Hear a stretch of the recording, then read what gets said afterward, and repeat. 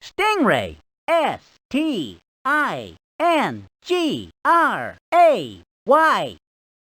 The graceful motion of the stingray's fins looks a lot like a bird flapping its wings.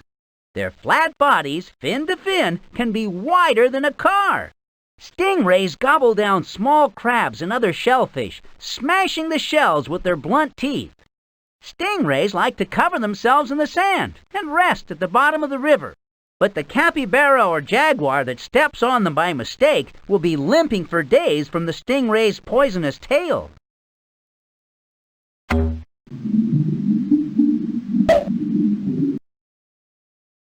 Hatchet fish. H-A-T-C-H-E-T-F-I-S-H. These flat fish have bulging bellies, making their body shape look sort of like a hatchet or small axe. Their eyes are close to the top of their body, so they can see bugs flying above the water. When they see one, they jump right out of the water to catch it. Their fins act like wings to help them almost fly just above the water. If they have to, they can fly as far as 16 feet away to escape from an enemy. Darwin frog. D-A-R-W-I-N-F-R-O-G. Named after the naturalist who discovered them, Darwin frogs have a good way to protect themselves. Their skin looks like a leaf, so animals that eat frogs will hopefully ignore them. The male Darwin frog also has an odd way of raising its babies. When the babies come out of the eggs, the male scoops them up into his mouth. The babies go into the frog's large vocal sacs, though, instead of his stomach. This stops the frog from making much sound, but not from eating a good meal of bugs. When the babies are ready, the male frog opens his mouth and they swim off into the river.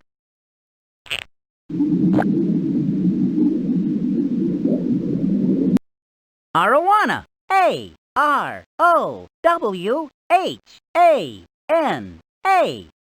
These fish will actually jump out of the water to get a meal. Arowanas swim just below the surface of the river, so they can watch for flying bugs. Their big eyes are perfect for watching bugs both in and above the water, and their big mouths ensure the bug gets gobbled up. And if a bug should fall into the river, the arowana is quick to grab an easy meal. But the arowana uses its mouth for more than just eating. The father arowana can also protect the babies by holding them in his mouth. The babies do come out to eat, but quickly swim back into the father's mouth if danger is near.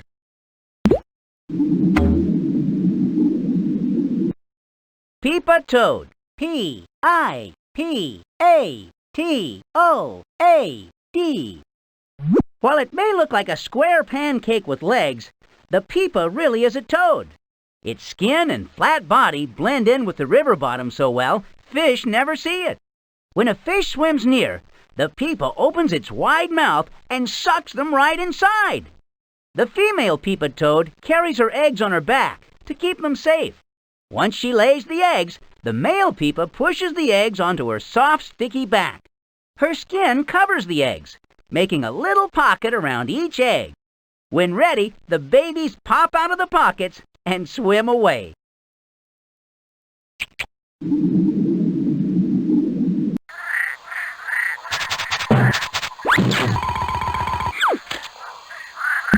That trapdoor spider just waits for his meal to stroll by. It's the original home delivery.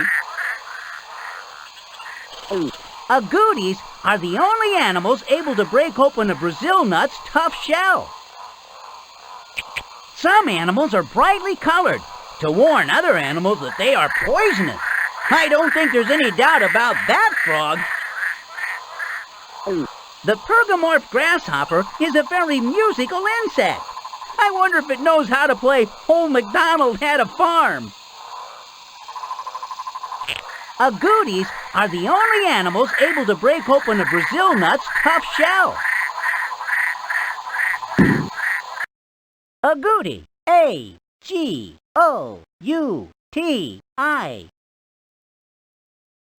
Agoutis wander across the jungle floor, searching for fruit and nuts to eat. One nut that the agouti eats is the Brazil nut. The agouti is the only animal with jaws strong enough to break open the Brazil nut's hard shell. While chewing, the agouti sits up on its hind legs, like a squirrel. An agouti with a full stomach will bury any nut it finds and come back for it later. Forgotten nuts can grow into new jungle trees. Brazil nut. B-R-A-Z-I-L-N-U-T. The Brazil nut grows at the top of a tree that is over 100 feet tall.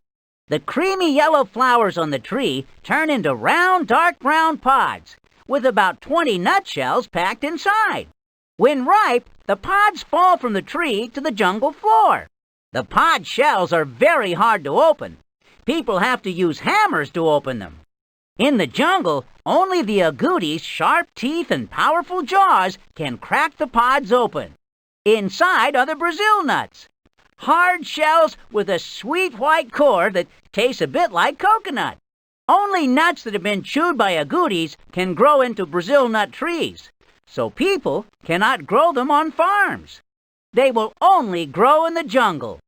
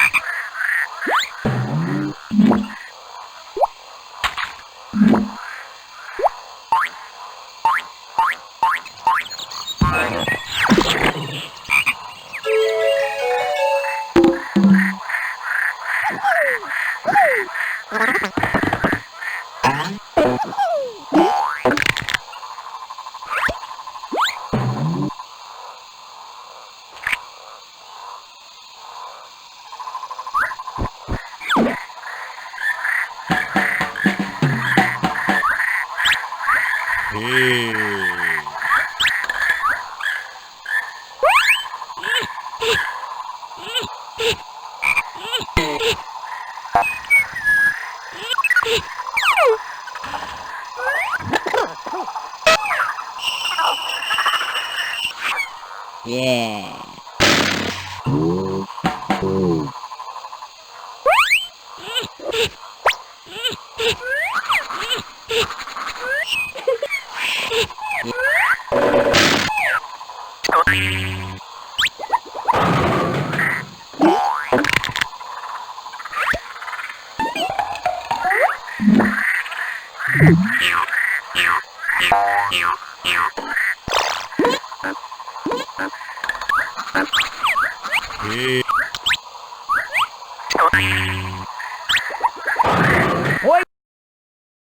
Poison arrow frog. P-O-I-S-O-N-A-R-R-O-W-F-R-O-G. Most animals know that this frog's bright colors mean it's poisonous. Jungle natives sometimes put the frog's poison on the tips of arrows, so the frogs were named the poison arrow frog. There can be enough poison in one frog to kill several people. These tiny frogs hunt by day in the understory, feasting on termites and ants. Bromeliad pools are very important to poison arrow frogs, because that is where their babies grow up. When the babies hatch, they are carried to the nearest pool on their parents' back.